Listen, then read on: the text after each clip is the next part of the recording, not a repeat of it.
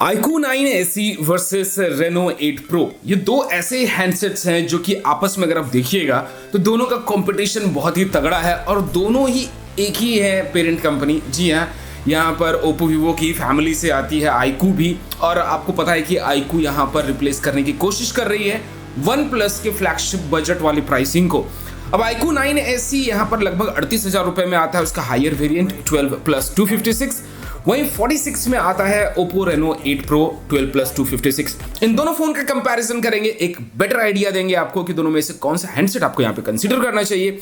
और चैनल पे अगर नए हैं दोस्तों तो सबसे पहले चैनल को सब्सक्राइब कर लीजिए और नोटिफिकेशंस पे क्लिक करके, और वीडियोस अगर पसंद आती है तो लाइक करें, शेयर करें। आपका एक लाइक, एक शेयर, एक कमेंट बहुत ज्यादा मोटिवेट करता है, तो प्लीज जम करके वीडियोस को लाइक करें, शेयर करें।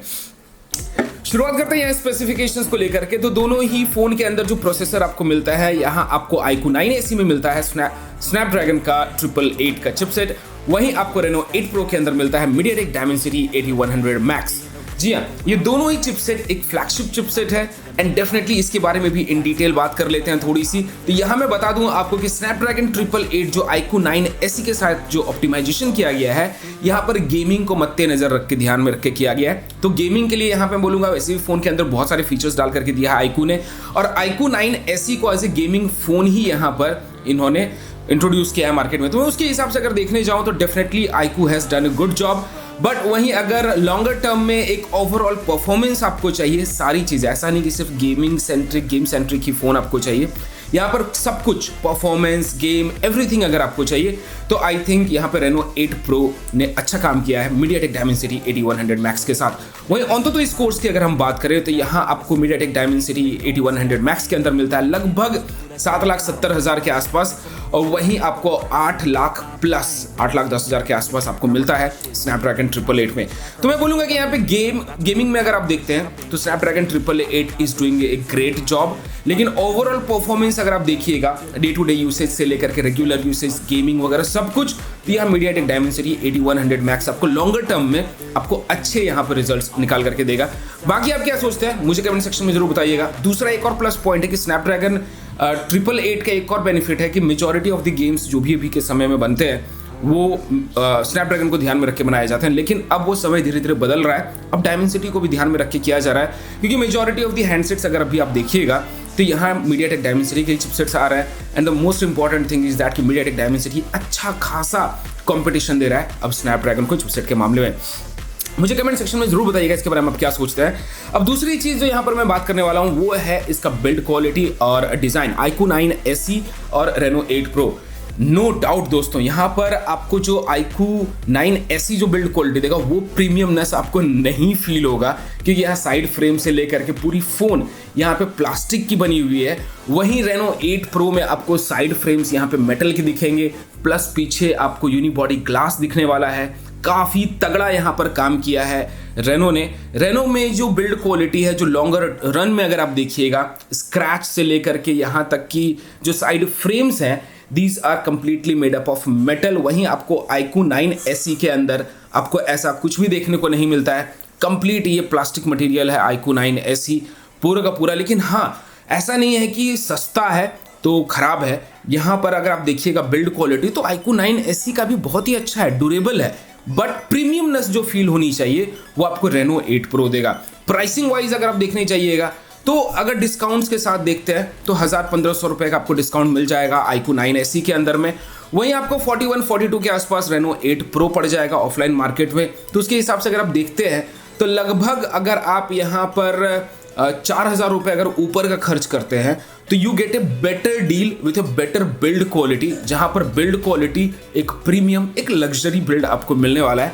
Definitely Reno 8 Pro wins this design and build quality game. दोनों ही फोन के अंदर यहाँ LPDDR5 UFS 3.1 स्टोरेज टाइप मिल जाता है। अब बात कर लेते हैं बैटरी को लेकर के।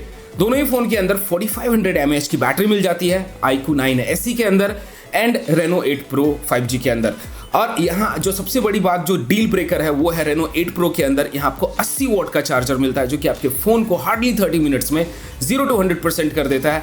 वहीं iQOO 9 SE के अंदर आपको मिलता है 66 वॉट का चार्जर। ये रफली 45 मिनट्स यहाँ पर फुल चार्ज लेता है 0 to 100% करने के लिए।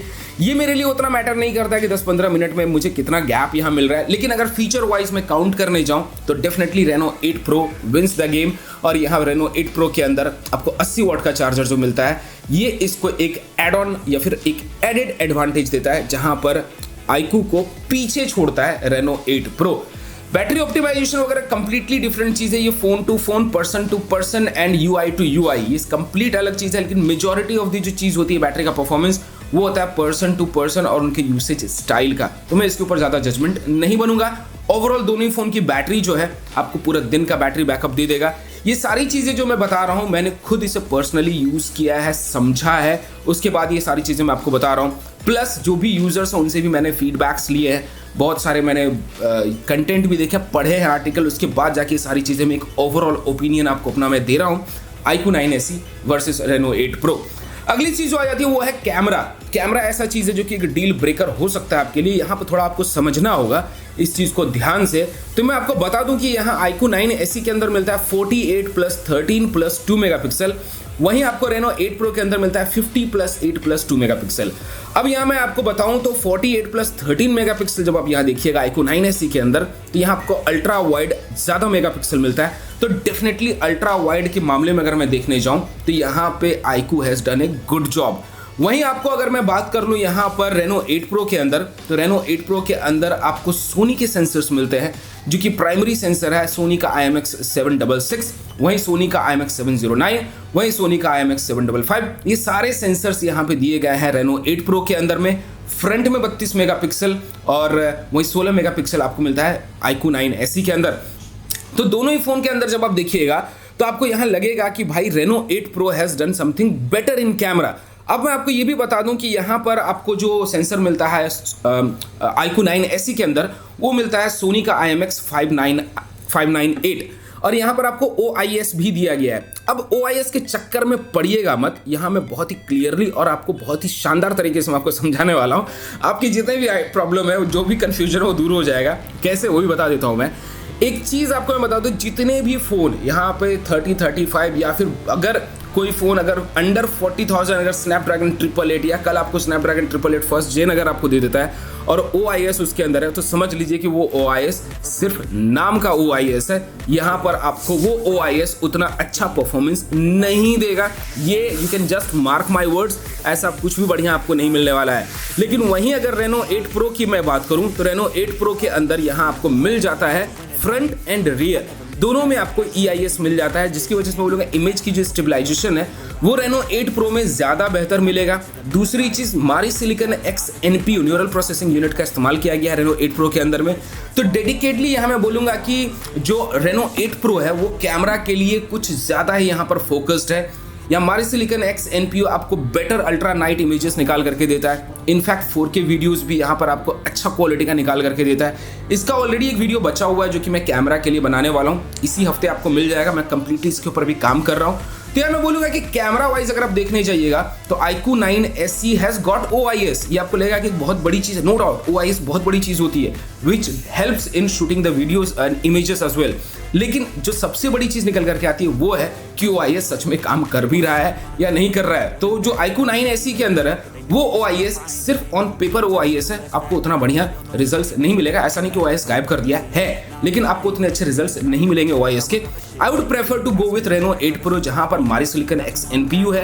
कंप्लीटली एक कैमरा डेडिकेशन के ऊपर यहाँ ब्रांड ने काम किया है, अल्ट्रा नाइट मोड दिया है, इसके ऊपर कंप्लीटली वीडियोस आपको मिल जाएगा कि Reno 8 Pro का कैमरा कैसा है। लेकिन वहीं नंबर गेम में अगर देखें तो 13 मेगापिक्सल एक अल्ट्रा वाइड कैमरा आपको मिलता है iQOO 9 SE में, जो कि एक स्टेप अल्ट्रा वाइड में तो आगे बढ़ा देता है। लेकिन वहीं फ्रंट में 16 मेगापिक्सल जबकि 32 आपको मिलता है Reno 8 Pro के अंदर में। Reno 8 Pro में आपको फ्रंट में भी मिलता है आपको यहाँ पर सोनी का सेंसर, रेयर में भी सोनी का सेंसर, जबकि आपको यहाँ पर सोनी का IMX598 सिर्फ रेयर में मिलता है iQOO 9 SE में। तो ओवरऑल कैमरा को अगर मैं यहाँ पे चूज करने जाऊँ तो definitely Reno 8 Pro has done a good job. दोनों ही फोन के अंदर आपको मिल जाता है 120 हर्ट्ज एमोलेड डिस्प्ले, और यहाँ आपको मिल जाती है, अगर मैं बात करूँ तो काफ़ी अच्छा खासा पीक ब्राइटनेस 1300 निट्स तक का मिल जाएगा। मोस्ट इंपॉर्टेंट चीज़ है कि यहाँ पर हायर रिफ्रेश रेट के साथ यहाँ पर हाई टच सैम्पलिंग रेट्स भी आपको दोनों ही फ़ोन के अंदर मिल जाती है।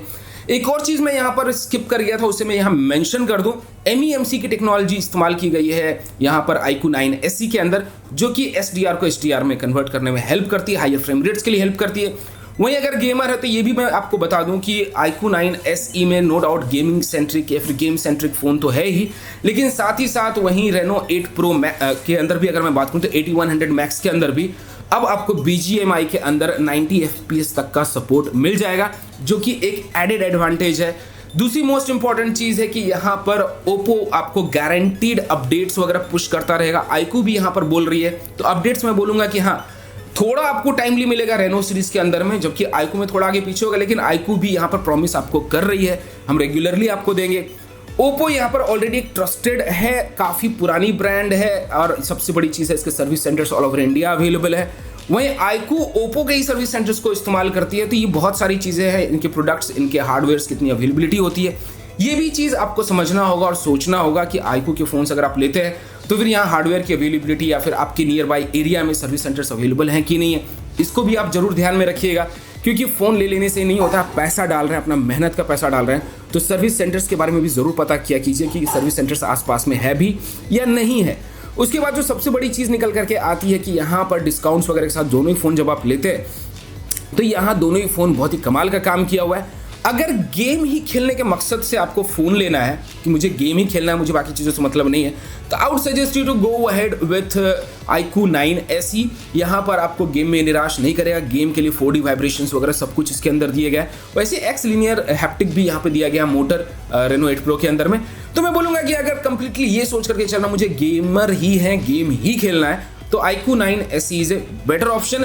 वहीं लेकिन ओवरऑल आपको 90 FPS, better gaming, better camera, better build design, एक प्रीमियम लुक चाहिए, ऊपर से लाइट वेट भी है ये फ़ोन, ऐसा नहीं कि बल्कि है, सारे सेंसर्स चाहिए, कैमरा अच्छा चाहिए, बैटरी ऑप्टिमाइजेशन अच्छी चाहिए, एक नीट एंड क्लीन UI चाहिए, एक सबसे बड़ी चीज़ है।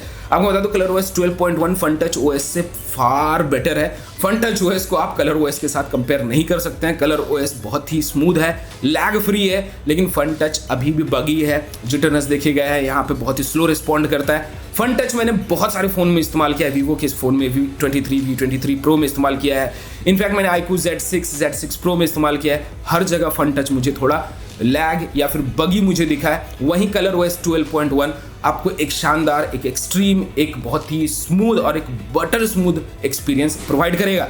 तो अगर गेम सेंट्रिक फोन जाना चाहते हैं तो you can choose iQOO 9 SE, और overall performance with game, with better camera, with better build quality, सब कुछ अगर कंप्लीट आपको एक अच्छा खासा अच्छी प्राइस में चाहिए तो आई थिंक iQOO 9 SE में अगर इतना पैसा डाल ही रहे हैं तो 3-4 हज़ार रुपये आप एक्सीड करके you can go with Reno 8 Pro। ये मेरी अपनी पर्सनल थॉट है, बाकी आप इसके बारे में क्या सोचते हैं मुझे कमेंट सेक्शन में जरूर बताइएगा। वीडियो पसंद आया तो वीडियो को लाइक कर दीजिए, शेयर कर दीजिए, अपना एक कमेंट जरूर करें वीडियो के नीचे, और अगर अभी तक आपने नहीं किया है चैनल में प्लीज़ डू सब्सक्राइब। दोस्तों मिलते हैं अगले वीडियो में, तब तक आप अपना और अपने परिवार का ख्याल रखें, और तब तक के लिए टाटा बाय बाय।